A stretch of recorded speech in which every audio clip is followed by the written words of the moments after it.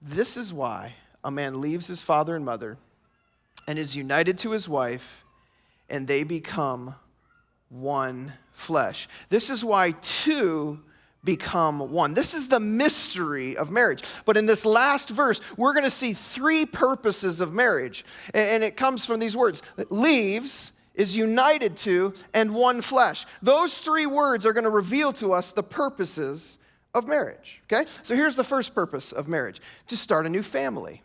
To start a new family. When you get married, it is the beginning of something brand new. God said the man will leave his father and mother. To leave means to cut off. It's kind of like the umbilical cord when the child is born, right? And the doctor cuts it, right? And boom, that's now independent. This is a brand new family. And some of you, the reason why your marriages are struggling is you've never cut the cord, right? The cord of dependency on your parents. And you're going back to them constantly for emotional and physical need and support. Or maybe you haven't cut the cord of allegiance, right? Where you haven't prioritized your marriage over, I'm even going to say it, your kids. Your kids are not the most important part of your marriage. Your marriage is. The best gift you can give to your kids is not a busy schedule with you chasing them around. It's a healthy, committed relationship with your spouse. Right? It starts this brand new family. That's one of the purposes. Second purpose is friendship.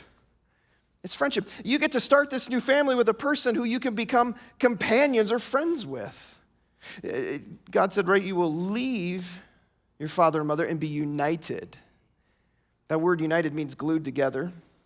It pictures like sand in the desert that when you put water in it, like you can't pull apart the particles anymore, right? It's to be glued together. The thing that keeps us together in marriage is not the IRS exemption.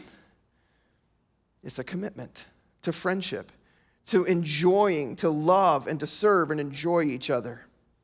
And so if you're going to be friends, you got to stop being competitors and start being cheerleaders for each other, right?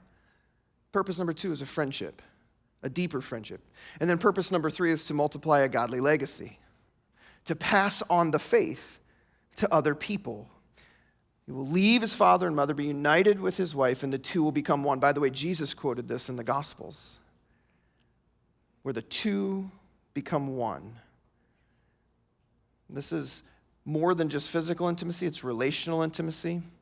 It's giving your total person to someone, your intellect, your will, your body, your spirit. And it's brought together through sex. Now, I'm going to lean into this a little bit today, but next week we're going to lean into this even more. And so this is a great moment to remind some of you who bring your beautiful children with you to church that unless you want to have the talk this week or next, it's a great time to introduce them to Grace Kids. Just warning you for next week, okay? Not judging you, just giving you a great heads up as a friend, okay?